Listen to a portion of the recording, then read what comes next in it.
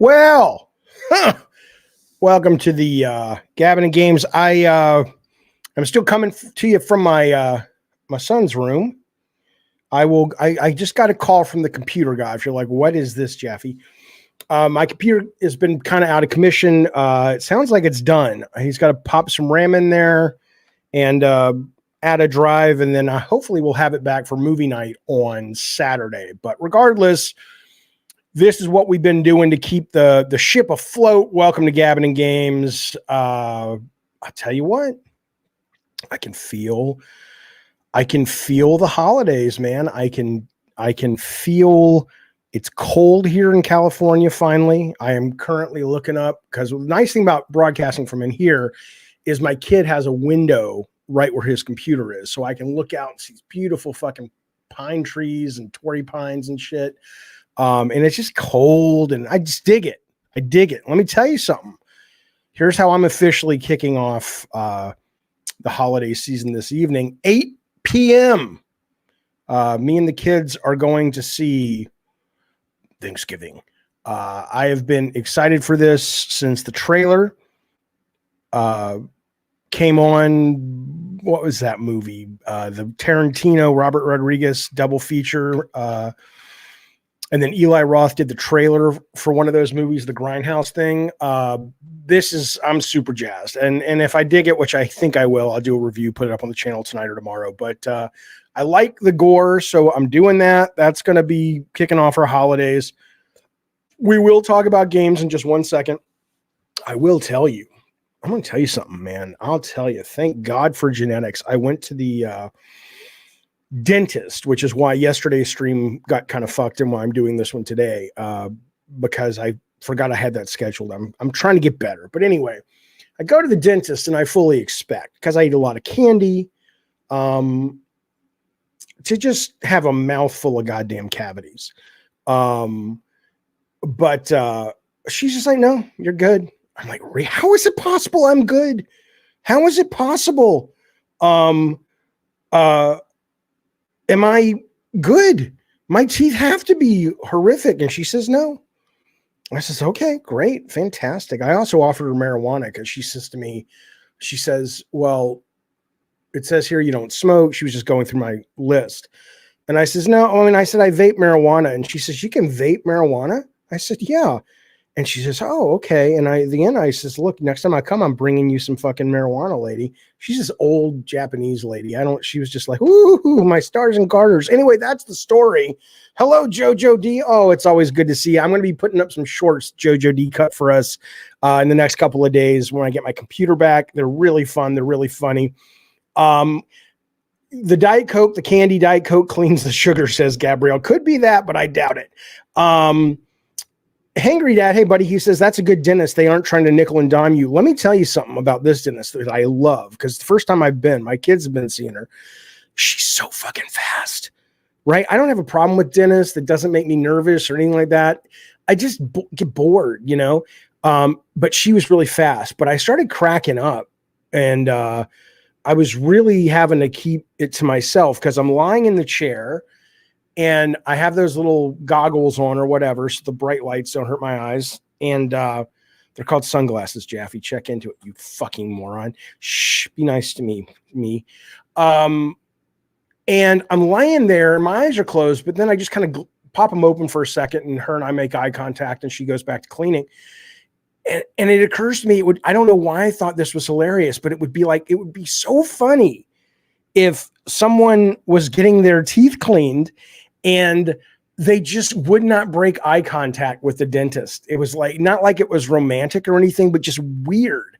Wouldn't that be the weirdest fucking thing in the world, that if you're like, and you're just like looking at her the whole time? I don't know, man. I'd get fucking freaked out. Anyway, Rambling says, my teeth are healthy, thank God. Unlike Insomniac, the next time I catch them changing. Oh my God. Are you still complaining about this? I posted, we're going to get to games, I promise. This is kind of like games.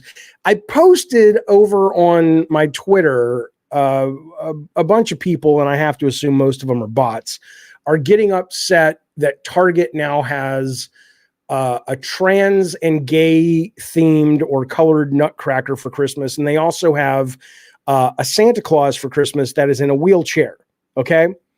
And people are like, we have to boycott them. We have to boycott them. So whatever you think about that, that's your own goddamn business. But I posted it, and I'm almost certain Rambling said this to me. He says, I believe it was Rambling who wrote this.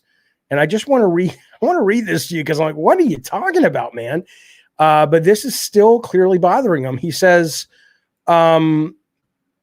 about Insomniac Games, he says, can I boycott Spider-Man 2 for confusing Cubans and Puerto Ricans and changing our language? Is boycotts only for trans issues? I don't even understand that. Insomniac made a mistake and with Spider-Man, and that they had like the wrong flags and whatnot. And they made a mistake, and immediately after the game launched, like within 1 or 2 days, they fixed it. They released a patch and they fixed it. That's different. That's them going, oh yeah, we didn't mean to offend. We just didn't know. We got it. Thanks for letting us know. We worked it out. What more do you want them to do? I mean, it's not like they were like, fuck you. We don't give a fuck about Cuba. We don't give a fuck about Puerto Rico. We don't give a fuck about not knowing the difference. They didn't say any of that. They fixed the fucking thing. Anyway, listen, before we get into the hardcore game discussion. Hello, Doug. Hello, everybody. Good to have you here. Good to see you here. Thanksgiving is tonight. I'm going to see that. I don't know what people are thinking about this. The Madam Web trailer that dropped from Sony yesterday. I like this, man.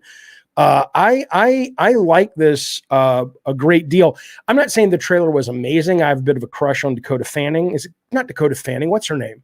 Dakota Johnson. Dakota Fanning ain't bad either, but Dakota Johnson's who I'm talking about. What is that? Oh, there's little faces in here. Anyway, this is a fan-made piece of art, but I love that they're doing Spider-Woman.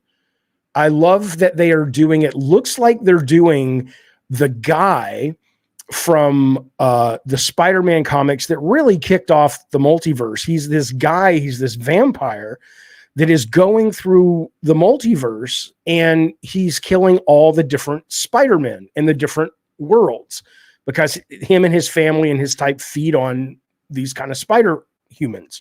And so I would have thought that was locked in with the Spider-Man character.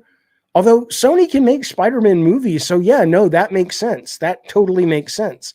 So I don't know if they're going to start the Spider-Verse or whatever, Rambling, but I know that it looks like that character, the guy who's dressed as Spider-Man or a Spider-Man-esque character, is not Spider-Man. I think they called him Morlun in the comics, but it's pretty fucking cool. Understanding says that trailer was absolutely terrible. I mean, again, you know, it's subjective. Your mileage will vary, but I thought it looked pretty fucking good. I thought it looked fun. Rambling, member for 10 months. Thank you, buddy. I appreciate that. He says, hey, he's Ezekiel. Isn't Ezekiel the one that chased after all the spiders? But he's acting as Morlun. I see. Rambling says, hey, I'm not talking about the flag, bitch. I'm talking about the Spanish translation using Latinx terms. Now I'm Puerto Rican and I need to learn my language. Okay, but I hear you. But don't you think that Insomniac has enough credit in the bank in that they aren't out there trying to offend? They may have gotten it wrong and they may still need to improve it. But do you really think that Insomniac, of all people, one of the most inclusive companies, consistently voted one of the best game companies to work for, is really like, fuck you, Puerto Rican motherfuckers? Come on now. That doesn't make no goddamn sense. Cody Thompson, good to see you, buddy. Hello again. Hello again. You know what everybody was telling me? They says, Jaffe, I know you're watching Community now. You have to watch the Community Dungeons and Dragons episode. And it's not on Netflix. They pulled it off because one of the characters was doing, not, I guess you could say it was blackface, but it clearly wasn't meant to offend, and it was whatever. And everyone's like, that's the funniest one. That's the fucking funniest one. And so we finally got it. We got it on Apple TV. We watched it. I was like, yeah. I mean, Community is one of the funniest shows I've ever seen in my life. But that episode, I don't know. Eddie T, been a member. Eddie T got some good news today. We'll talk about it in a little bit. Hello, Jeans Belly, Jezbelly. Eddie T got some good news. We'll talk about that in a little bit. But as a guy who likes to collect physical stuff, there's an amazing product that they announced today coming out in 2024. He says, I don't even watch superhero movies, but I'll be there day one for IMAX 3D Sydney Sweeney, who is playing Jessica Drew, it sounds like, who ultimately is one of the main Spider Women. But there's a couple of Spider Women, but Jessica Drew is kind of the one that was a SHIELD agent and blah, blah, blah, whatever. It is what it is. So I'll be watching it eventually. Let's talk about video games. From bikes to trains to video games. It's another woke movie. How is it woke? Brioko de Boo Boo says it's another woke movie. Why? What's woke about it? Okay, yeah, the name of the vampire is Moreland, says Rambling. All I know is there's the dude that chased Peter Parker's version of Spider-Man all over and was one of his most formidable enemies in the comics. And everybody, and then he went around to the multiverse and killed a lot of other Spider-Men. That one is apparently who that guy is in the trailer, but I don't really fucking know. But I'll be, man, I've never seen any of the Venom movies. People seem to like them. They say the Morbius vampire movie. People say is shit, but people say the Venom movies are fun. The second one was fun. The Craven trailer, I don't hate like a lot of people. I think they're doing some decent shit, man. Okay, you're saying that this new it's Jessica Drew or Jessica Carpenter or wait. Julia Carpenter. Yeah, I get them all mixed up, but I love Spider-Woman. I always have. Okay. Hello, Brian. Hello, Jezebelly. Yes, my schedule's been a little wonky. I apologize. Yeah, people think it's woke whenever there's lead women character isn't a man. People are weird. Okay, here we go. Let's move forward. Have you noticed, and I know you have, a lot of people are on the internet right now, and they're saying, hey, Starfield got snubbed. I hate that verb. I don't know about that. I mean, Starfield is one of my top 3 games of the year. It remains one of my probably the best single player narrative game I have ever played. I didn't say it was the best for you. I said for me, it's the best one I've ever played. And people are acting like it got snubbed. I don't know, man. I just don't. I don't see that. I don't understand why people would suggest it was snubbed. It's sitting right now at an 83 on Metacritic, which is certainly not top of the food chain. It probably isn't game of the year for most people. And if you look at the reviews, there's no reason to doubt that. I don't know if you saw this. This was someone looked at Metacritic and said, hey, if the Game Award winners were all decided by Metacritic, what would the winners be? And they went through based on scores, and I'll show them to you. And yeah, Starfield ain't it.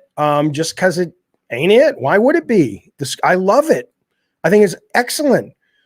But game of the year, according to scores, Baldur's Gate 3, indie game, which we can talk about later, Dave the Diver, multiplayer Baldur's 3, best narrative Baldur's 3, I don't agree with that. Best art direction, Tears of the Kingdom, I certainly don't agree with that.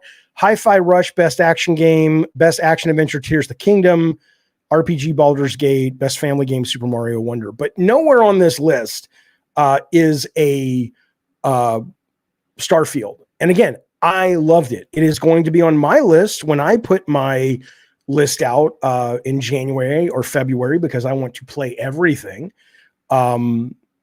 instead of just pretending I've played it and giving out nominations and awards. But I thought it was phenomenal. But I don't understand why people act like this was snubbed. It's like it wasn't. Look, I can love it, and it can be one of my favorite games of the year. But the idea that I can see the problems with that game.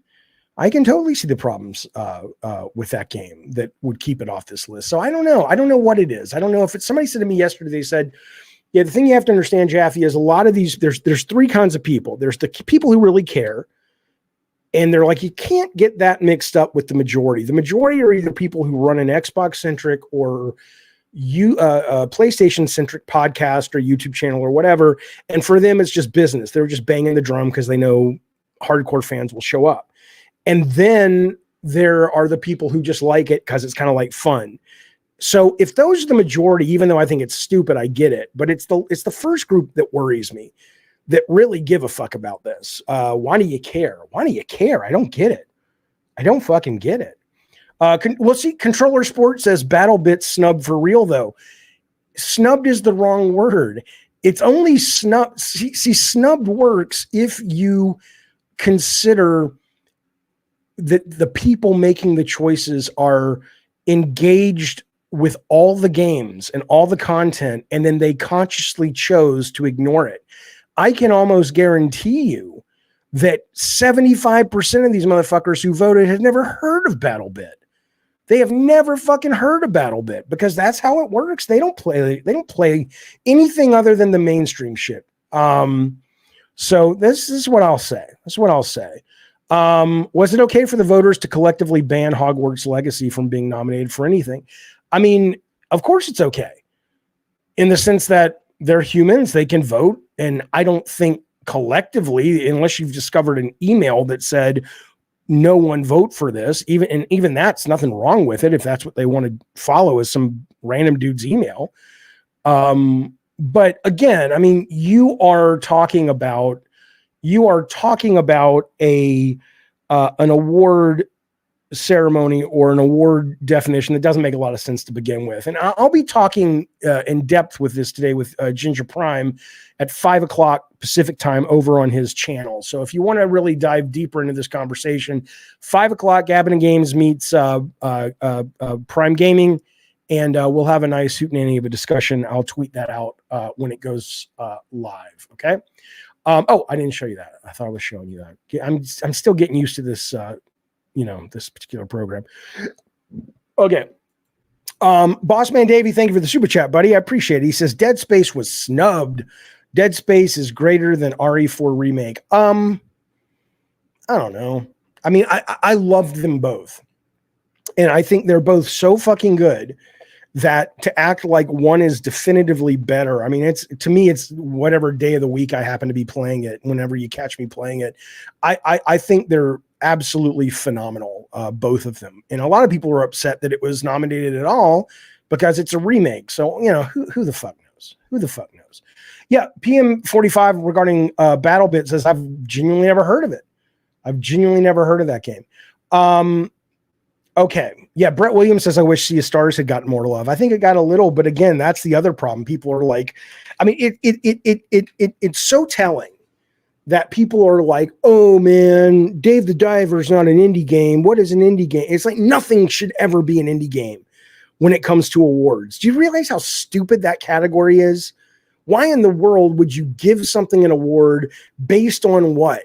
How many people made it? How much money it cost to make? Imagine, I mean, do you realize the movies that would have never won Best Picture or even been nominated if they were like, well, it's got to be over 100 million to be viable. It's such a disrespectful understanding of the video game medium to say that cost and production value is equatable with quality of the actual experience. So I would rather see them, they might want to have a category that says, hey, games you may have missed, right? Fine. But if you're really talking about the best of the best, and you're not going to put Dave the Diver or maybe Sea of Stars in that category just because, well, that's small. Come on, man. I love Spider-Man 2. Love it. But if they said, well, yeah, Spider-Man 2 lost to Dave the Diver, it's like, yeah, it makes sense. I think Dave the Diver is the more interesting game. It's the better use of the medium. Although I love Spider-Man 2 and think it's fucking great. So, it is what it is. Okay. Starfield wasn't inflated as the eighth wonder of the world. It turned out to be a Bethesda game again with many problems. I get it, but I don't care. I mean, there's nothing you guys have pointed out to me about, or that the press or whoever, the internet has pointed out to me about Starfield that makes me go, nuh-uh. Can you imagine if I'm 52 and I'm still like, I get it. I get it. But I still loved it, right? Was it buggy? Not for me that much, but I saw a lot of the bugs. There were a lot of loads. Yeah, but they weren't that problematic. But I loved it. I fucking loved it. So, you know, what do I care? Frank Blasey says, Jaffe, that statement only holds logic if indie games were disqualified for winning game of the year. Sure, but the very nature of calling something an indie game and having a category for it creates the perspective and the perception that if you are voting and nominating, oh, okay, well, the game of the year category is for the big games and the indie one is for these small games. And it's like, why? So it's not that they don't allow small games to be nominated. It's that the very way their voting categories have been defined almost suggests to the voters and to the nominee folks that there are two different categories simply based on budget, which makes absolutely no fucking sense. Okay, let's move on. I want to read this from PM45. He says, Jaffe, have you seen the clown Insomniac director say he doesn't care that he made Mary Jane essentially a superhero in Spider-Man 2? I did see that. If you don't know what he's talking about. Excuse me, fellas. Hey, there's Bukaki. Bukaki, sorry about yesterday. If you want to jump on, let me know. I'll bring you in. Okay, so he says, have you seen this? So here's what happened. So he was on an interview, I think, with the Kind of Funny guys, the director of Spidey 2. And one of the complaints, which narratively I think is a valid complaint, is that Mary Jane is able to go to these enemies in the game and use a stun gun and take them out almost immediately, right?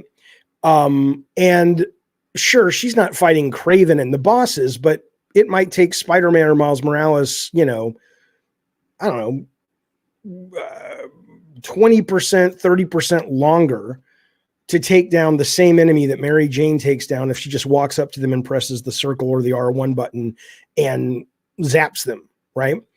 And so people were, you know, gameplay wise, I liked the Mary Jane missions much more in this one than the other. I liked what they did for the gameplay, but it was really an interesting question, in my opinion, when people said, yeah, but Spider-Man's got powers and Spider-Man Miles Morales has powers. Why do they take longer? And it was weird because it's like the answer, I mean, ultimately the answer is obviously people bitched about, rightly so, the Mary Jane missions in Spider-Man 1, and we wanted to remedy that. And so these play better. And I don't think she's wrong. And they're wrong. And I think you could also, they could say, and we didn't have the time to recreate a bunch of new enemies that were clearly weaker. So we figured go for the better gameplay and, you know, don't worry about it. That's probably what happened. But then he said, you know, I forget the exact quote, but the gist of it was like, well, we wanted to have a strong, capable female character or whatever. And I'm like, I love Mary Jane. I've always loved Mary Jane. She's great. And Mary Jane, if you aren't reading the comics, she's awesome right now. She's gotten powers. I'll tell you about them in a minute. But you know, she's a great character, but why would you make that the excuse? Like, you had Black Cat in the game. If you wanted to have a viable, capable female to, you know, to push this idea or to express this idea that women in the Marvel universe or women in general can be just as heroic as men, I think that's great. But why would you give that to a stun gun? So I do agree with PM45 that I don't think he's a clown. I think he's a great video game director.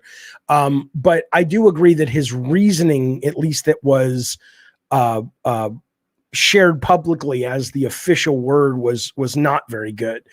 Let me tell you something.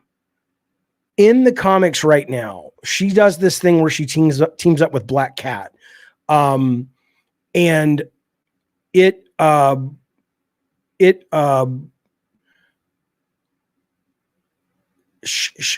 Black Cat has the Black Cat power. Sorry. But Mary Jane is called Jackpot. She gets these powers. It's so cool. Whenever she activates her power, it's like a slot machine. And she has no idea what she's going to get, right? And I assume there's like a limit, like she can only do it once a day or once every 5 hours. So she can't keep rolling spinning the wheel. So it's like a mystery box of superpowers. So sometimes she'll activate them and she'll just become this big glob of slime. And that's who she is for a while. And other times she's like Superman. It's very fucking cool. I would love to have her in the next game. Absolutely. Wolverine has the best creative director, Brian Horton. Well, the only game I've played of his that he was a director on was Miles, which is my absolute favorite game I've played in the superhero genre. But you know, I'm very excited for his take on Wolverine. Absolutely. Frank Blasey says it takes 2 won game of the year, and that only had a $4 million budget. First of all, I would argue with you that budget was only $4 million, but maybe you're right. That said, though, I'm not saying it's not been done before. I'm saying just remove the bullshit definitions that cause voters and people who vote for the nominees to put things in categories based on budget. That's all. Avoid the void. Hello, buddy. No, this is normal Gavin Games. It'll be up. Fuby says, I think Madam Sony missed an opportunity to have Madam Web be a man. Yeah. Fuck you. I did play some of the Batman games. I thought they were a little too slow, but I know people love them. I am having a great afternoon, Grant. Good to see you. Okay, Bukaki, here's what I'm going to do. I'm going to bring old Bukaki drive-by in. He's where'd he go? Let's see. I am going to invite. All right, Bukaki. Here we go. I'm going to put this in. Bukaki, you need to be the only one that clicks it. Please, nobody else click it because I won't bring you in. Avoid the void. I will have that soon. Okay. All right. Let's move forward, shall we? One more thing. Doug says, I love the Spidey games, but too frequently it strays from letting us play as Spider-Man in the open world. Mary Jane parts, biking around, some other stuff. Let us just do Spidey things. Yeah, but the problem with that, though, is Spider-Man is not just being the hero, the action star. Spider-Man is Peter Parker and Mary Jane and Aunt May and all that stuff. So, you know, maybe if they had any interest or any time, they could have a switch you could flip and say, I only want to play the Spider-Man version that is just all the action and get rid of everything else. But that's really not what Spidey is. You know what I'm saying? Let's see if I can bring Bukaki in, even if we don't see him. I don't know if we'll see him or not, but let's see. Hang on. Add stage. Bukaki, are you there? Can you hear me? Not much. Can you guys hear Bukaki very well? I can't hear you that well. You're kind of quiet. What about now? Say something. Hello? Bukaki? Yes. Are you there? Bukaki? Can you guys hear him? Hey. No, I can hear you. It's great. I'm just kidding. Okay, let's talk about games some more. Listen to this. We were actually talking on the last stream about, working for video game companies, and somebody asked, well, what about Nintendo? What's it like to work for Nintendo? And I remember saying, I was just like, let me move over here. I was just like, I don't hear a lot of stuff about people working for Nintendo. Well, this just came out today. This is a guy who used to work, a guy who tweeted this. His name is Koichi Miura. He's a freelancer now. He says he never plans to go back and work for companies other than freelance, so he doesn't mind giving away some of the insight. He worked for Bandai Namco, and then he worked for Square, and then he went to work on Legend of Zelda: Tears of the Kingdom. And he recently quit. And here's what he said. This was really interesting. Some insight into what it's like to work there. He says, Nintendo is an incredible company, but I wouldn't lightly recommend it to others. It was like a haven for geniuses and superhumans, so I would fit in. I was tested. But for the average person like me, it was hell. However, thanks to this, I was able to realize that I wasn't suited for the role and found confidence I needed to pursue other goals. This was the biggest accomplishment that working at Nintendo brought me, he said. I don't have a single regret for having aspired to work there, getting the job, and then ultimately quitting it. He wanted to make clear that it's a really good company. The staff were wonderful. He just wasn't smart enough to work there. I mean, isn't that kind of amazing? It's kind of cool that he's just like, look, man, if you're curious why these guys pump out classic after classic after classic, he's like, in my mind, they're fucking, it's a company filled with fucking genius eye, which is pretty fucking cool. And then he did this too. He did a separate tweet where he told how much money he made. Obviously, and this is converted to American dollars, but I'm assuming, I don't know if this is good or bad for Japan in terms of when you convert it back to yen, but $400,000 at Bandai Namco as an artist. Then he got $46,000 working at Square Enix as an artist. And then when he started to work for Nintendo, he started earning $70,000 a year. He says game industry salaries aren't often revealed in Japan. So since he's a freelancer now, he doesn't really care. He thought it would help to reveal his salary to others in hopes that would improve. So anyone who's watching from Japan or who knows kind of like what it costs to live in Japan, I would be curious. Are you making $70,000 and you're fucking high on the hog? Or are you like, fuck no, man. That shit, you can barely afford to live on $70,000 in Japan. I have no clue. I mean, I know it depends where you are, but Brian Dooley says games are too cheap and should be charged by the hour. Bukaki, did you hear what Strass Zelnick, the 2K president, CEO, said 2 days ago? No, what did he say? God damn, why is he so quiet? Say that again. What did he say? Okay, so you being quiet is you, not me, right? You're just not speaking into the mic? I got a new mic, and I'm like, I guess I have to be close to it for it to sound good. good. Why don't you kind of, learn? Zing. Oh, baby, there's the sweet, sultry sound. He's coming up next. Going to talk with the kids from Hanson, who are no longer kids anymore. What's the number one thing you want to ask these kids when they come on your show in the next 30 minutes, Bukaki, the Hanson kids? What? Oh, you're going to tell me something about some fucking game developer said. Go back to that. You're distracting me. The fuck? Listen to me. Here's what he says. This is Stress Zelnick. He says that games are too cheap for the amount of, this is not the exact quote, but this is the exact gist. Games are too cheap for the amount of value that gamers get out of them. And what he's probably doing is kind of, people have suggested that he's kind of priming the pump for GTA 6 to be like $100 game. I don't know. I mean, there have been games that are $100 special editions. And we don't know. We don't know if, because they've gone all in on games as a service, perhaps GTA is going to be free and it's just going to be like, no, it's a service-based game from day one. But what do you think, Bukaki? Could they get away with selling GTA for $90 if it was the same level of content that you got from GTA 5, not the online stuff, just the out of the box and updates?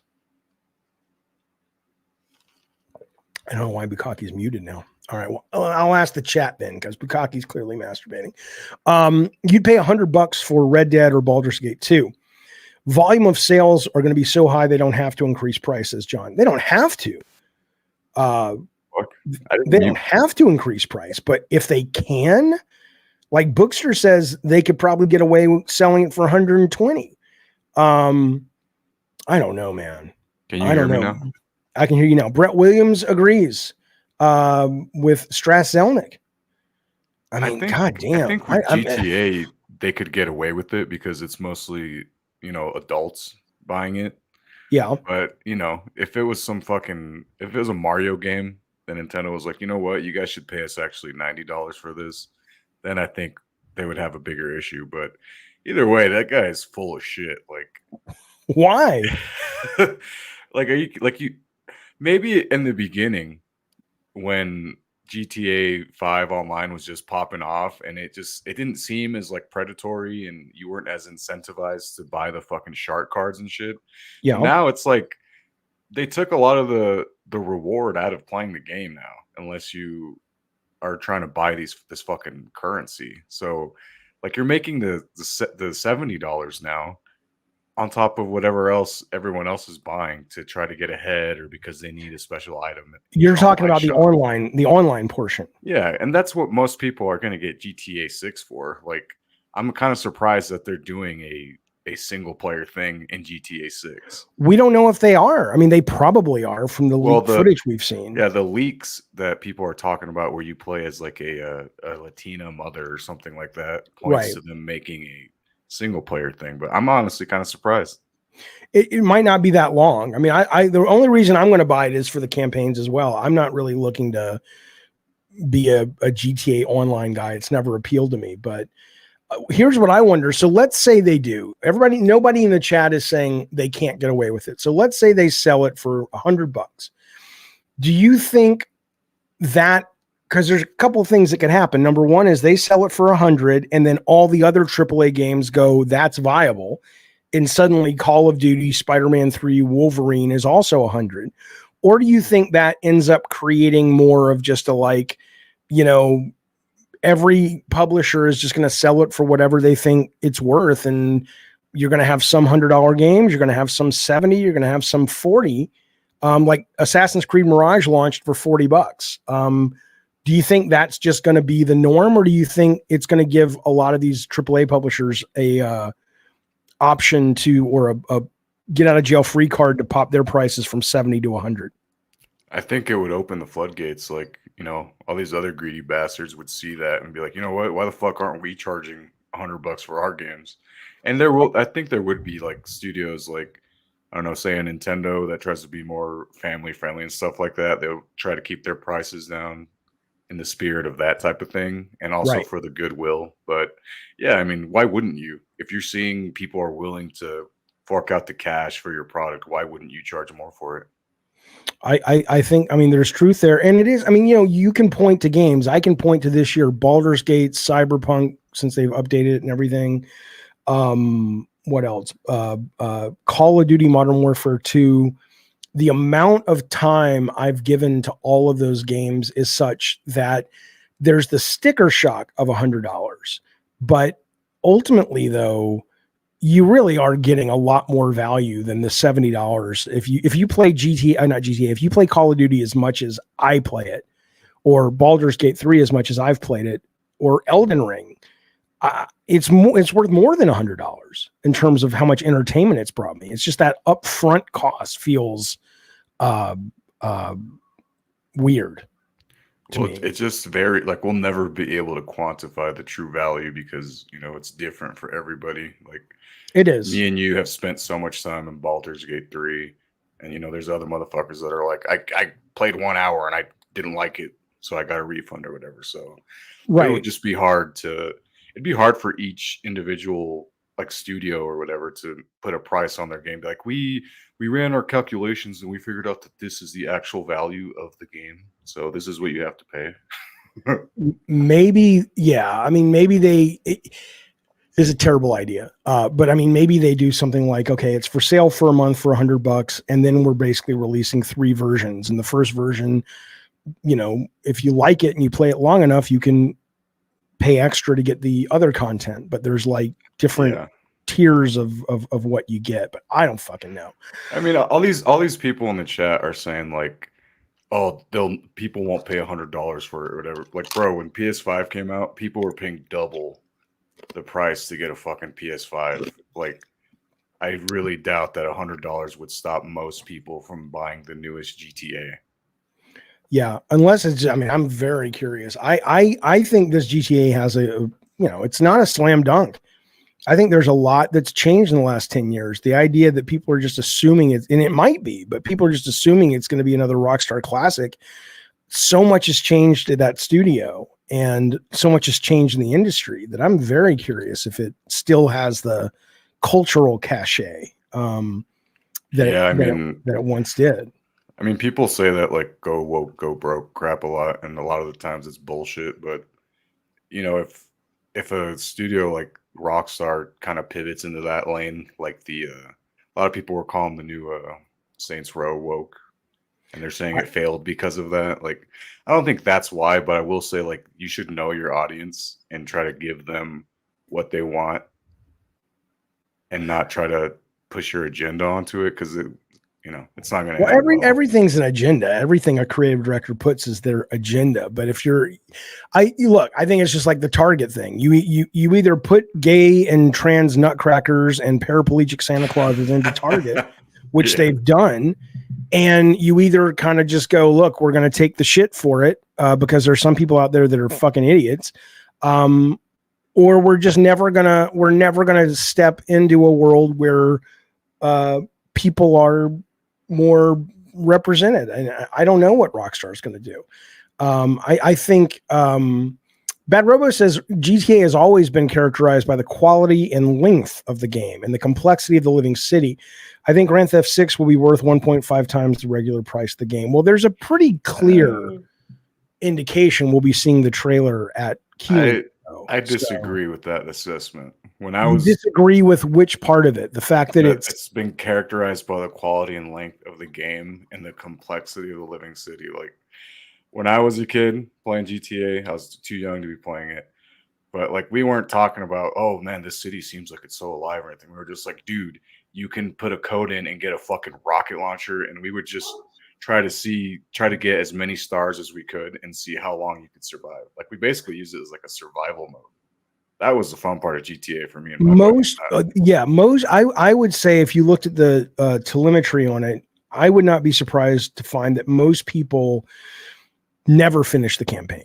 I mean, that's most games, but I mean, it's got a low completion rate, because I think you're right. There's a lot of people that just get it for the let's fuck around sandbox aspect of it. That was really what most people vibed with, not the fact that it was like, oh, even though some critics were like, this Nico Belloc in 4 is like Shakespeare. Say, shut up, you fucking idiot. I think that's why the online popped off so much, because you could create your own character and just go do whatever the fuck you wanted. My son and his pals never have touched the single player, but they were up last night playing GTA 5 online. Yeah, it's a good time. Yeah. Brett Moore says there's rumors GTA will be broken up into sections, like buy the base game and keep adding DLC, which has more maps, quests, etc. I don't know if it's true, but I could see Rockstar doing that. Yeah, I mean the whole thing's changing, the whole system, how it works. So, but there's that. Okay, let's move forward in our little journey of video game news. Yesterday, Suicide Squad Kill the Justice League dropped their most detailed trailer. It was a 20-minute trailer from Warner Brothers Games and Rocksteady. I don't know if you guys saw it. I watched the whole thing. That's my answer. That's my response. It was fine. Here's what I took away from it for the most part. I took away that they know that they're and I want to make sure, I'm not sure if you guys can still hear Bukaki when I change this view. Hopefully you can. Bukaki, say something. Something. Let me know if you guys can hear him. He just said something. But I think it's clear that they knew that this game was kind of in trouble in terms of people being like, this isn't a Rocksteady game. So they spent an inordinate amount of time talking about how, oh, no, it's all about story and it's all about character. And, they really were pushing look, don't hate us. We're still the rock star you love, right? Remember we did this, we're doing, and I didn't like that. I thought that was kind of cheeseball. The actually, narrative stuff. They're rock steady. What's that? They're actually rock steady, not rock star. Did I say rock steady or rock star? You said rock star. Just correcting you. That's all. No. Keep going. I just the narrative cutscene stuff they showed, I thought was cool. Like, oh, interesting story. All right, and Tara Strong is doing the voice of Harley Quinn, and that's great. And there were some funny moments, but when they went to the gameplay, though, it is nothing wrong with it, but nothing about it was like super compelling. Like, I've done all this stuff before in other games. Maybe the verticality of this game is more heightened, and maybe that will pay big dividends. And you can't really appreciate that unless you are actually playing it. But it just kind of looked like, a neat, fun game to navigate. And after a while, it's just like you're going to get really bored of beating up a bunch of purple robots. Did you get a chance to watch it, Bukaki? Let me ask you a question. Yeah, sure. Do you think that the team or the guy, director, whatever, when he pitched this game, that his vision was, let's make this a live service game? No, I think this game has Warner Brothers fingerprints all over it. I don't think I think the Suicide Squad was kind of on an upward trajectory with the movies. The second one I thought was a great movie, but it did okay. It didn't do brilliantly. And so I believe that was probably forced on them. And then on top of that, I think even if they did say, no, we really have a cool Suicide Squad story. What? Who has it? What? I can't imagine most developers are out in the world going, what I really want to make, fellas? I want to make a co-op shooter melee game. That market is so oversaturated and so uninteresting. And especially that they had Gotham Knights already in development. I can't imagine that that Rocksteady was like, this is what we want to do. Maybe they were making a Superman game. And I mean, think about this concept. That's what I heard. They were making a Superman game, so they built Metropolis already, which is where this whole thing is set. And people are asking in the chat, they're like, well, why didn't they just, what's with all this verticality? Why are they flying around? These characters don't fly around. And if you watch the trailer from yesterday, they talk a lot about the story and why they have, it's like you can't land on the ground or something, or they can't be spotted on the ground. They've kind of like, jerry-rigged this need to be vertical into the narrative, but it feels like it's just been shoved in there. And I bet they would have, this Metropolis was made for Superman. And then these guys came on and said, well, we want to do Suicide Squad. And they're like, that's well, what I you're heard. the boss. Somebody had pointed out on Twitter, like, it's funny that this Justice League game is made like in the ruins of what was supposed to be their Superman game. I don't know if that's like a rumor that was going around or what, but it makes Warner sense. Brothers, Warner Brothers as a company in general with their new CEO, but it's always, as of late, they've just been such a conservative, shitty fucking publisher. Like the fact that they're charging for fatalities in Mortal Kombat is just so fucking ridiculous. That's crazy. Just fucking ridiculous. They said, by the way, we don't have citizens. Oh, right. Yeah. Terrence in the chat says they said we don't have citizens again because blah, blah, blah. Right. There's no humans running around Metropolis that aren't superheroes, supervillains, or robots. And it's like, oh, well, that's because in the narrative, shut up. I mean, what are they going to say? They're going to, they're collecting their paycheck. Mark Arnold says, listen to this. Mark Arnold says, that's nonsense, Jaffe. There's no compelling source for that rumor. I didn't say it was a rumor. I said that I think this is what happened based on just my ability to utilize logic and experience from working in the industry and being a gamer for so long. So now, you're not the only one. Yeah, I'm not the only one saying it, and B, it may not be true, but the alternative that they're asking you to believe is that this celebrated team of Rocksteady wanted to come to work and make a 4-player looter shooter, and then they picked a bunch of characters that historically have no verticality, and then they, like, if you're looking at your screen right now, this is where they get their ability to go vertical. They don't go vertical. There's nothing if you really wanted to make a vertical looter shooter, you would pick Green Lantern, or you would pick Hawkman or Hawkgirl or Wonder Woman or something. But you're not picking Harley Quinn. You're not picking, Deadshot. So I don't Shark. Yeah. I mean, so I hear you. I hear you that you suggest that it's a rumor and there's no logic for it, but the other logic is that what they're saying is true. Steve Hawkins says, so they're charging for MK1 fatalities. I didn't see that. Well, they're charging for some, like the Thanksgiving one, they're charging for.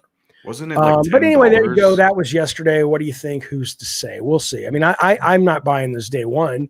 I'll wait for the fucking reviews. Hell. Listen to this. When I mentioned it, I'm sorry, Bukaki, go ahead. Oh, I was just saying, like, wasn't that fatality $10? Like, just for one fatality?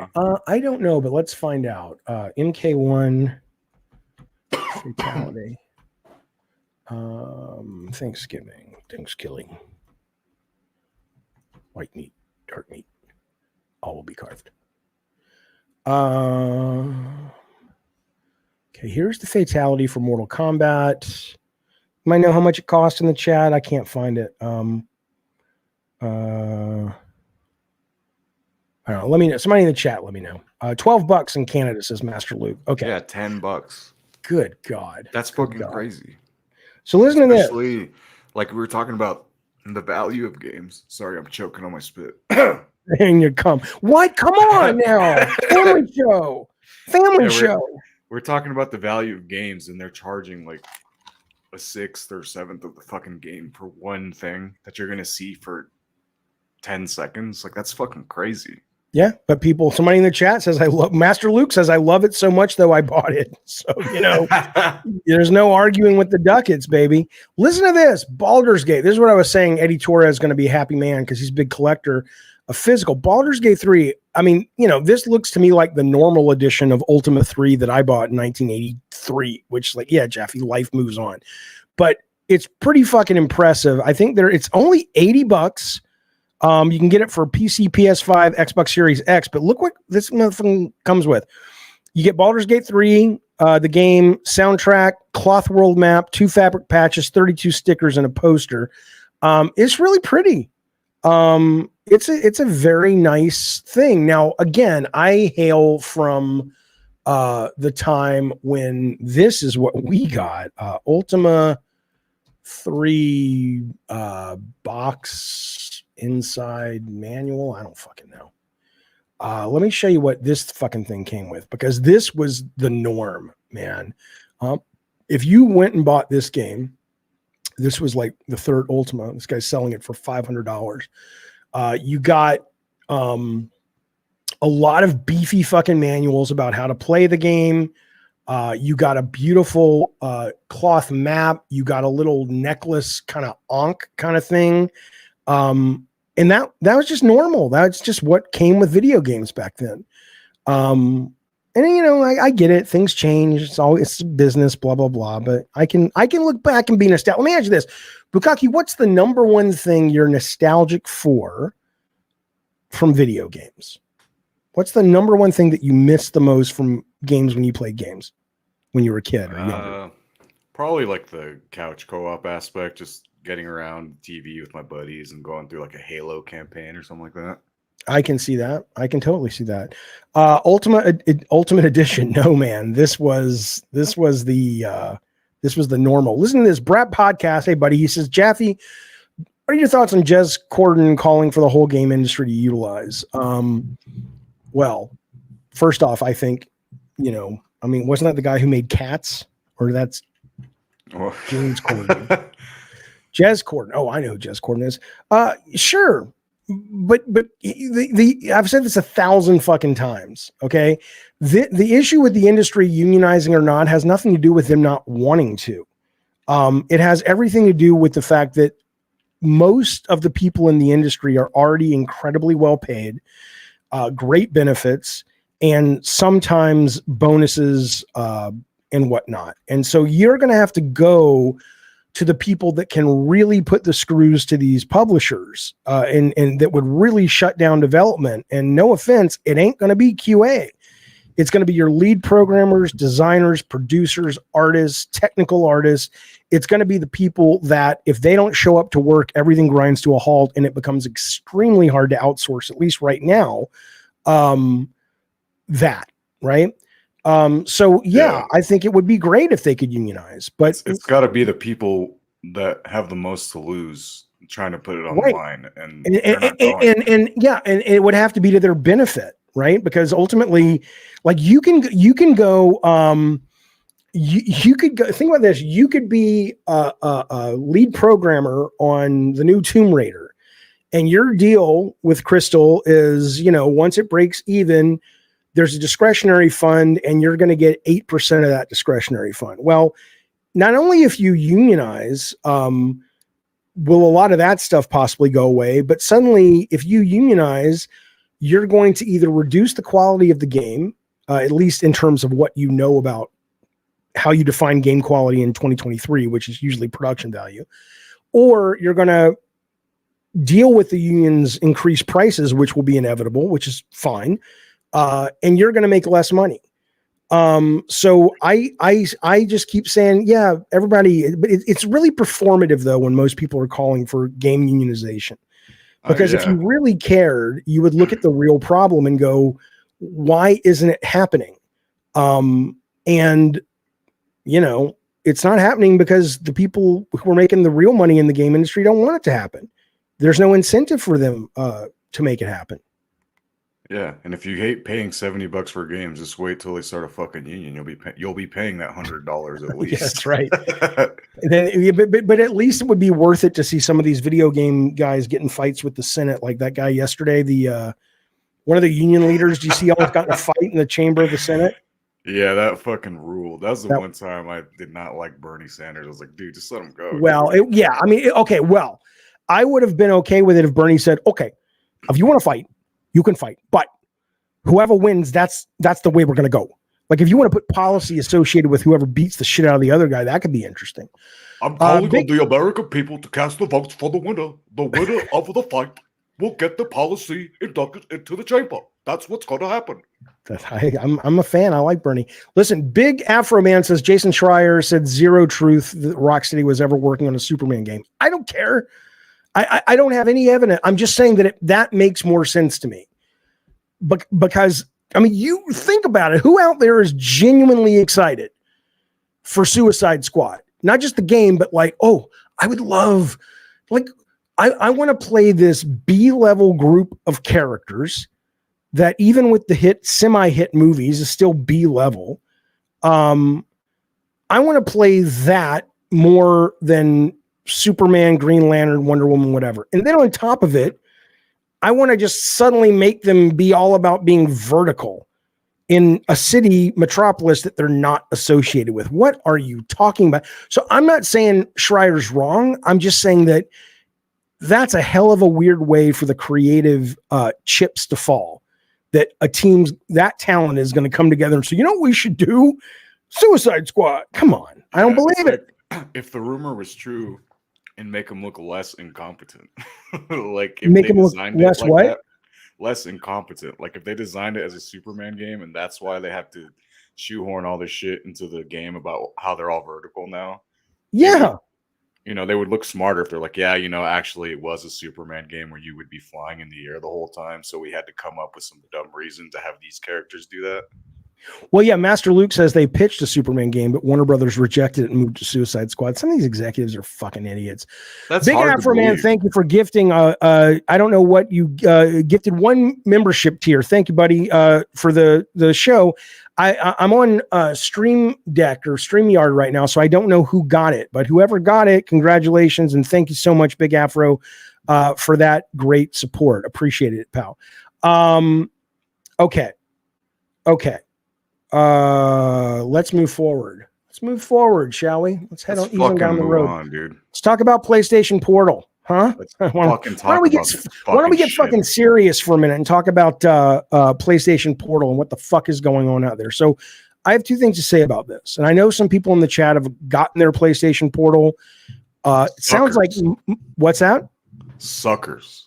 Well, I think so too, but wait, but maybe. So there's two things that, well, in the chat, it sounds like that most people who got it are excited for it, and they say it works great. And then I did see one person in the chat say, "Oh, it's really bad." Like, but your mileage will vary based on your connection, obviously. Okay. Jiggery says, let me go back to the unions and we'll get to PlayStation Portal. Sorry. We see with the automotive industry and Actors Guild, what you say is not true. No, you don't. No, you don't. Give me an example. The Actors Guild are basically the number of people at the top of actors, who are also producers, by the way, usually, are making shit tons of money, and they are in the union. But the union for acting was there before you were getting people making $50 million a movie and part of the back end, right? So it's embedded into the structure of the system. And these studios are committed to make movies with the unions. And so they do have leverage.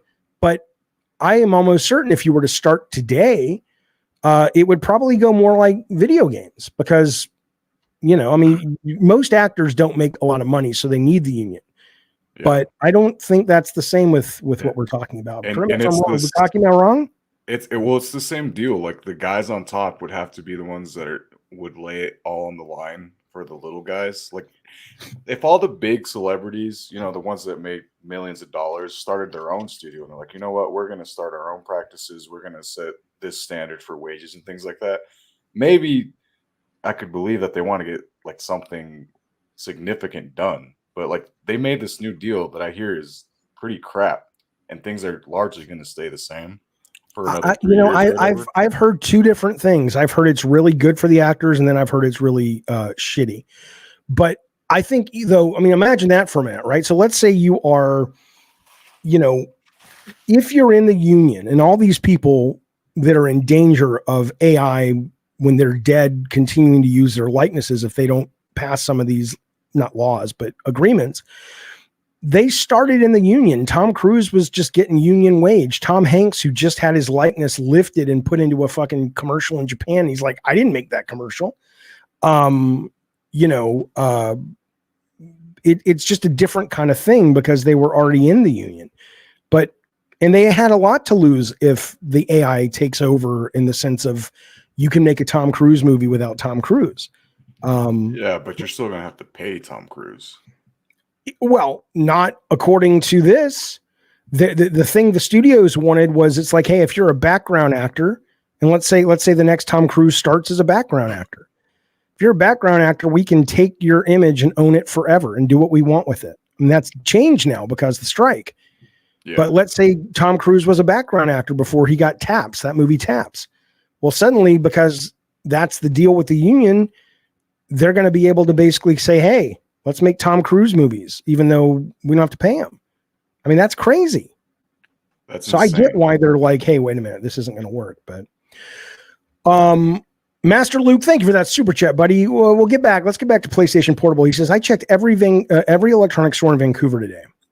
The PSPortal sold out in minute one. My family has one TV, and my son wants to play PS5 in his room, which is why I want it. Okay, so why don't you buy another TV for $200, dude? Well, beyond that, my question becomes: if your son wants to play PS5 in his room, I guess do you have two PS5s? Because if he's playing it in his room, you can't play it on the PS Portal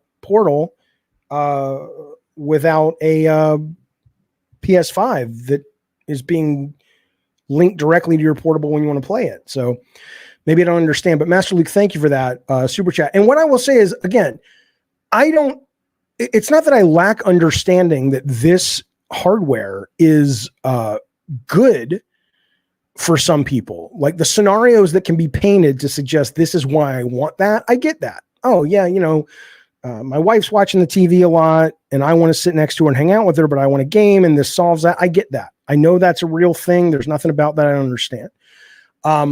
What I'm more curious about though is I don't think that represents the number of people who game that are going to make this some kind of crazy hard to get piece of hardware. And so it makes me wonder, either one of two things is going on. One is Sony shipped in a very small number of these things, whether intentionally to up demand like Nintendo did with the Wii at the beginning, or because, they just couldn't afford this. They didn't have the time to make as many as they wanted.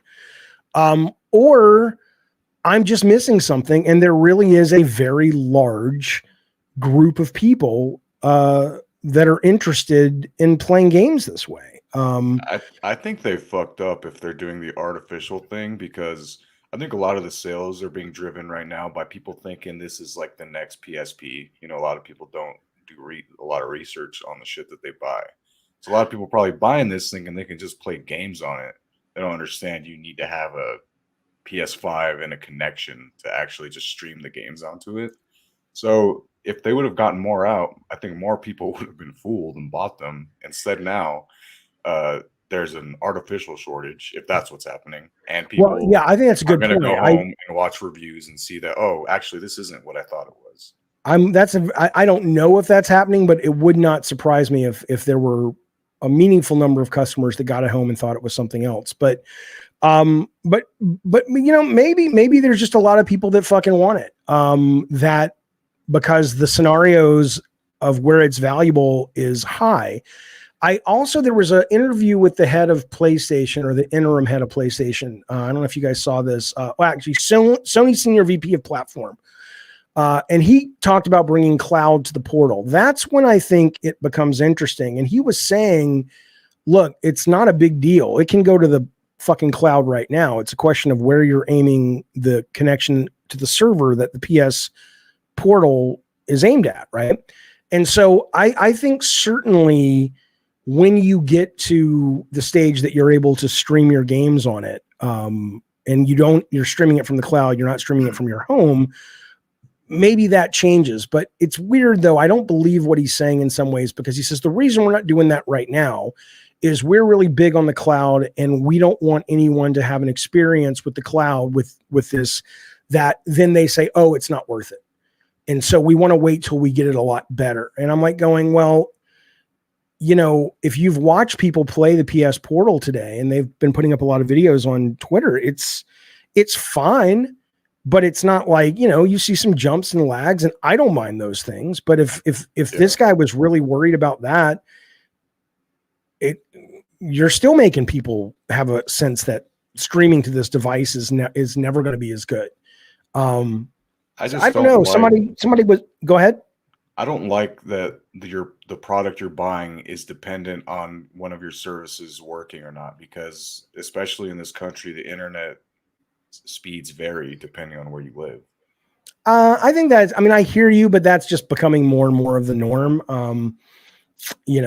And frankly, internet in America is getting better and more solid and stable. But in fact, I think I read something recently where like 80% of the country has good enough internet to do most things. There are still, if you live in the Appalachian Mountains and you're, in between fucking your sisters, you decide to, I'm not saying that there isn't like fiber laid out throughout the country, but it's not the lack of access to it. It's just apartment buildings and things like that having contracts with companies.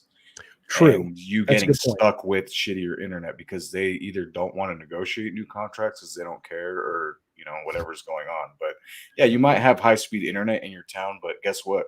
You live in the wrong apartment complex to get it. Could be that, yeah.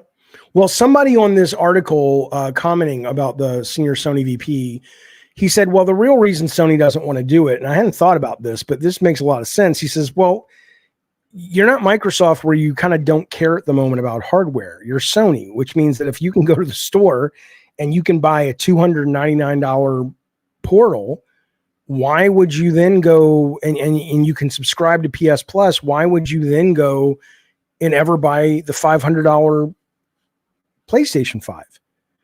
I mean, obviously, I want it on my big TV, sure. But a lot of people would just say, oh, this is more than fine.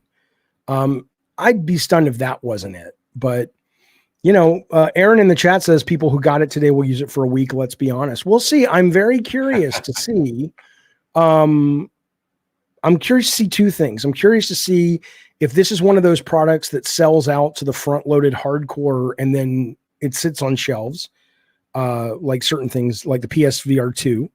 And I'm curious to see, if in a month they're still talking about it, because there's nothing more sad and desperate than people who bought the PSVR 2 or the PSVR 1 and they're trying to convince you they use it all the time. And I'm sure some of them do, but good and well, after a month and a half, it's just like, God, I really wish I didn't have to keep wearing this fucking thing. And there's no games for it, but I need to make my parents think they bought something good or something. You can't convince me that that's their go-to gaming platform other than a few novelty games every year. But maybe it is. They're full of shit. They're full of shit. I think they're full of shit too. Listen to this, though.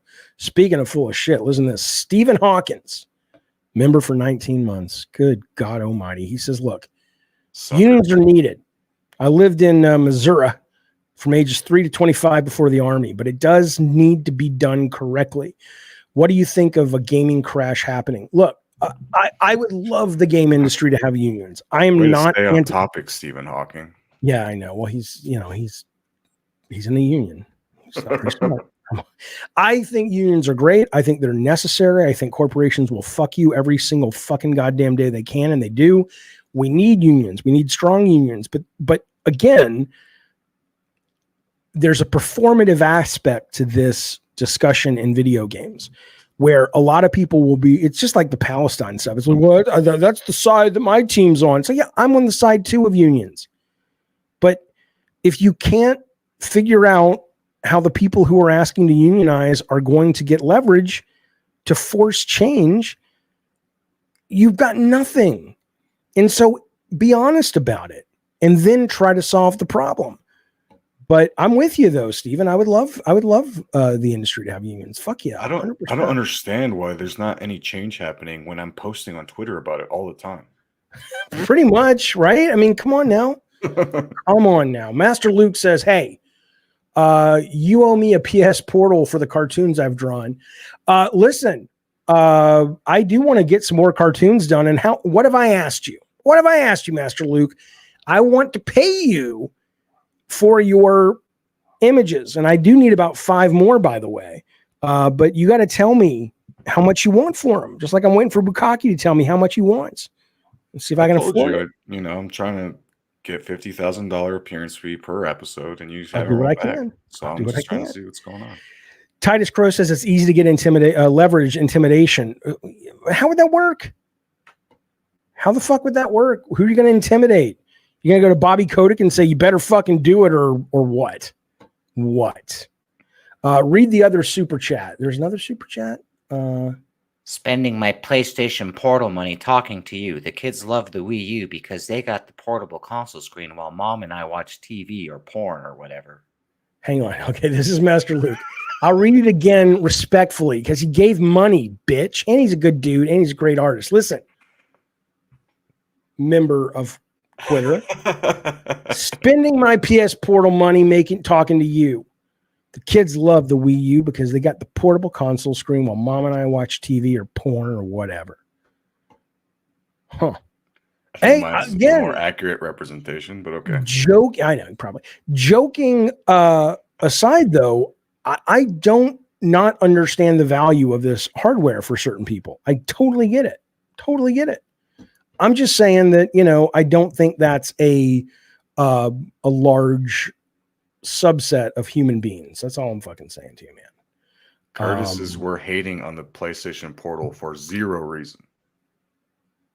Wait a minute. I think it's dumb. That's the reason. Look at this. Big Afro Man shows up, drops another big chat. Thank you, buddy. I appreciate it. He says, I got my PS Portal. It works great. When it works, it's a great experience. I have gigabit internet, but honestly, it's a coin toss. If it's going to work well, way too inconsistent. I thought for sure it would have a better streaming chip. Everyone who's played it mostly says they're satisfied with it, but even those people, you can see these clips, Big Afro, all over the internet where people are playing it and going, yeah, but there is some lag and stuff. And if you like cloud gaming like I do, I can live with the lag. I don't give a shit. But I am curious what the general expectation of this technology is for people who buy one of these things. But I absolutely hear you. You have a gigabit internet. I think most people are expecting their products they pay money for to just work consistently. But that's just me. No, I think so. At least work is, but again, that goes back to what you're saying about expectations. People may have had very different expectations for this. Titus Crow, thank you, buddy. I know you've been a member before, but you are now a member again. Thank you for that support. Thank you for that generosity and being a longtime member of our little band of Merry Fucksticks. I do appreciate it very, very much, good Sir Titus Crow. Now listen. Did you see what Mark Arnold said? What did Mark Arnold? This guy. What did he say? I find it weird that people hate on something that they can entirely ignore if they want. PlayStation Portal only matters to those that want one. Trite, but ultimately true. It's not Gavin and games, bitch. It's not hating on it. It's as it relates to what I love to do and why I like to do this show is I like to talk about the industry and the business and the creative reason things get done. And so it's something to talk about as it relates to, is this needed? Is this where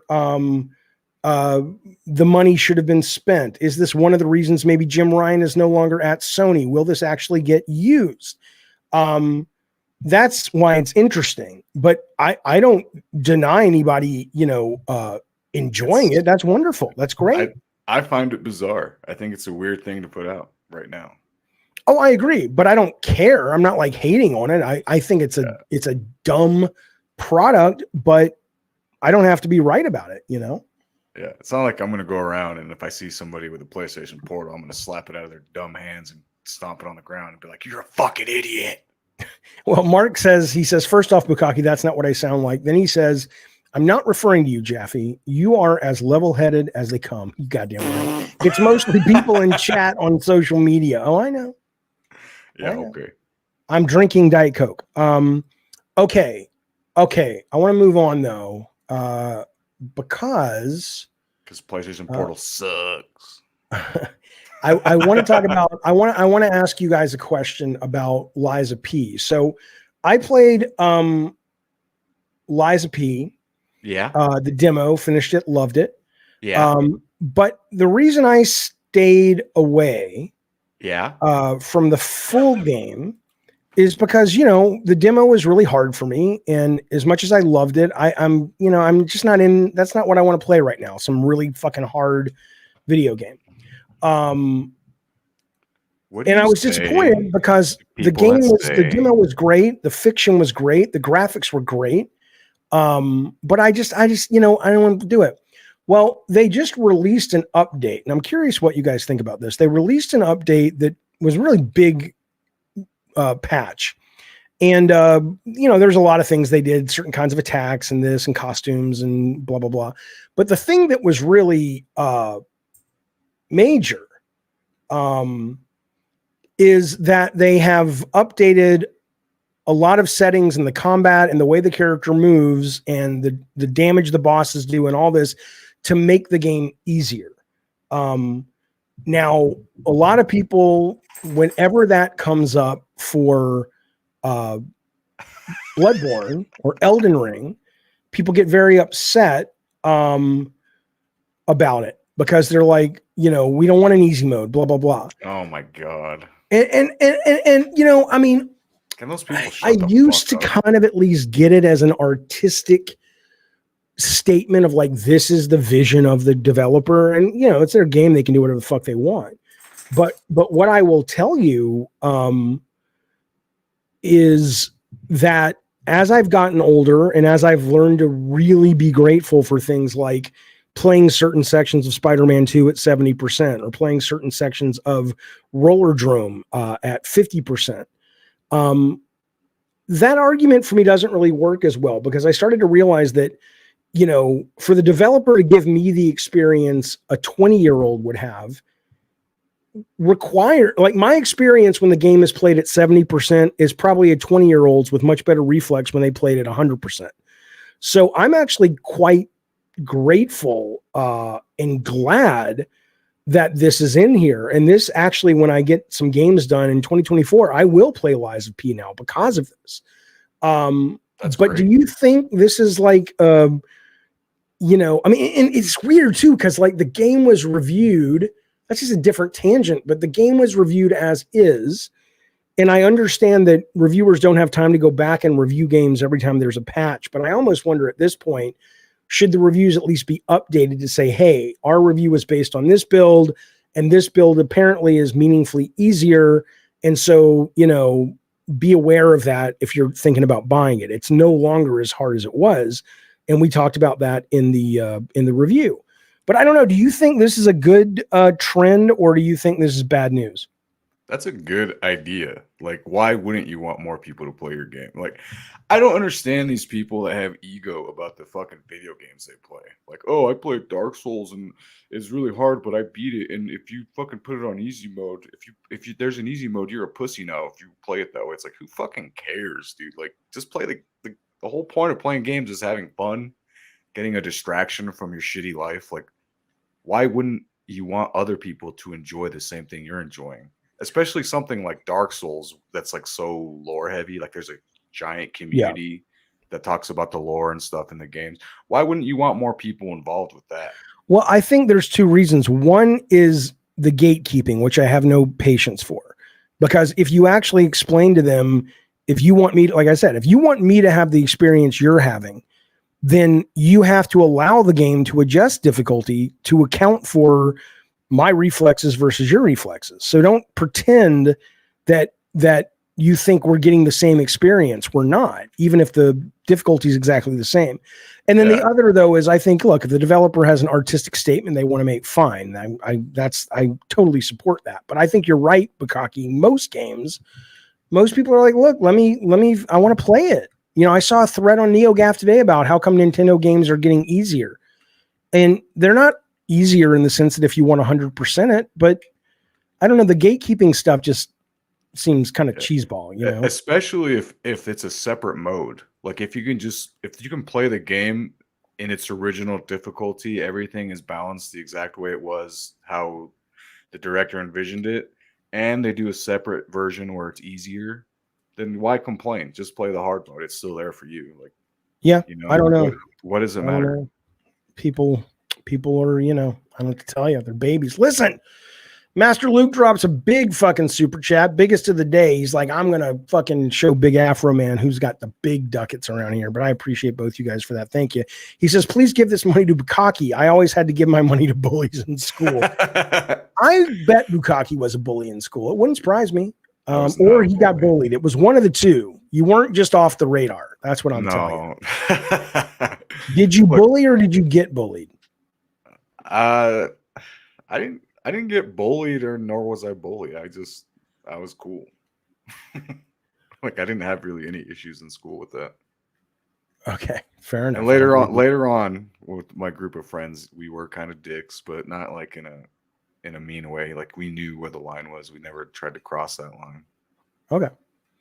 John R says you don't want to add the easy mode because it undermines the gameplay design, but it doesn't. That's what I used to agree with you.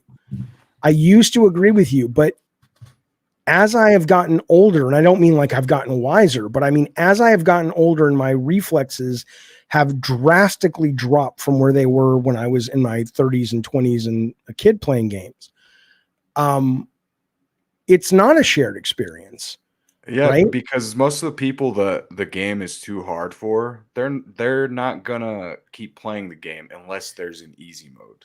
Right. You're too hard, or my too hard might be your sweet spot of, oh, this is really challenging.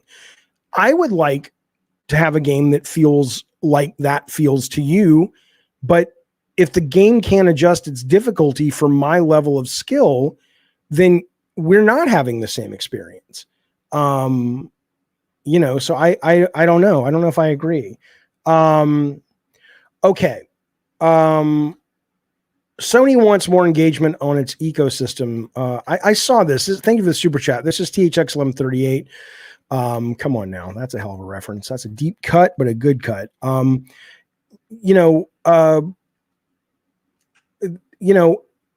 I saw the executive say that we're not really interested in, selling this or that. We just want more people on the ecosystem. I'm like, really? I don't even understand that. What value is it to get? That's why we're going to raise the price of PlayStation Plus and all the other services, because we want more. Right. And it's not like them turning cloud on, which he said they could do anytime, would lower the engagement of the ecosystem. So while I hear what you're saying, and I appreciate you bringing that up, THX, because that is what he said, the executive, but when he said it, I didn't understand it. And when you bring it back, I still don't fucking, understand what he's talking about. Stephen Hawking says, I'm still taking a nasty fucking shit, by the way, for everyone who wants to know. I love pooping while watching shit. Well, going back to that ecosystem thing, isn't that what Microsoft said when they came out with Xbox One? I think the last one. I don't know, but I know Xbox, though, their business model, from what I understand, is aimed at going, we don't care where you game, as long as you're using Game Pass, we're happy. That's our long play. Well, Sony's not saying that. Sony right now with the PSPortal is saying, we want to up engagement, but you have to not only have a PS5 before this thing will work, but you have to have it turned on. I'm just like, that's very different. Very, very different. Well, I remember when Xbox One came out, that was their whole, because, people were like, that's a dumb name. But like, well, we want the Xbox to be the one place you go for everything you do, which is kind of what Sony's saying. Oh, yeah. I think that's kind of a different fucking thing, but I hear you. I mean, no, it's the same. You're wrong. Wrong. What? I said wrong. Okay. Listen now. I want to get this one. This is read this real quick. Hang on. Rest mode, your console is still technically on, you fools. Okay. All right. Well, here's the deal, fellas. I am going to head out, but I will be back in 30 minutes, not here, but I will be back on Ginger Prime Gaming. I will send a link. We're going to talk more about and focus totally on the nominations, right? So this is what I'll be streaming at 5:00 on his channel. Hopefully I will see you there. And then just so you guys know, it looks like my computer's coming back on Friday. Next week, we will get back to the normal, hopefully every day 2:30 schedule. It's just been very difficult. Yeah, we'll see. I'm just saying, because, I'm sharing my son's computer, and he had a voice lesson. It just to your computer. I don't know. I think honestly, I think what happened to it was they said the coolant system, there's like a fan with a tube that sends the liquid in or whatever. That was kind of unattached as well. It wasn't attached well as it should be. So it was sending a signal, I guess, to it or the motherboard going, this thing's too hot to start, even though it wasn't hot at all. So that's what it sounds like was going on. So I could have built you a PC in less time, dude. What's that? I said I could have built you a new PC in less time to fix one fucking component on your old one. I don't understand what the holdup is. Oh, well, because it's a long story. I got a guy who's not close. He's in Oceanside, and in that I really wanted to work with him because I liked him, but then I ended up being like, oh, you're really far away. And then so it was like the travel, and it's a pain in the ass. But he's really good. So listen, I'll be on 5:00 California time talking with Prime about the nominees. In the meantime, I will be back on tomorrow. I got it wrong. It's not 2:30, but there is a stream tomorrow. And then don't forget, if you're interested and you're a member, we're doing double feature movie night coming up on Saturday. And we haven't decided what we're watching yet, but it's Pot and Popcorn. So it's going to be fucking. Oh, wow. I'll be stupid. there. You'll be there? Saturday night? Yeah. Yeah, I'll be there. All right, we'll see you there. In the meantime, fellas, thank you for watching. New members, welcome. Old members, thank you. Super chats, thank you. People who are just here to hang out, consider a like, a membership, a subscription, a notification, or don't. If you don't have money like the top 1%, you can. But I'm glad you're here, and I'm glad you spent some time with us. I was at the dentist yesterday at 2:30. Tomorrow, I actually have a doctor's appointment. Okay. All right, fellas. Bukaki, thank you as always. We will get you back on very, very soon once everything gets back to normal, and we'll start doing it regular. And everybody else, I appreciate you hanging out, and I'll see you guys soon. Bye, y'all. Bye-bye. Hello. Hey, man.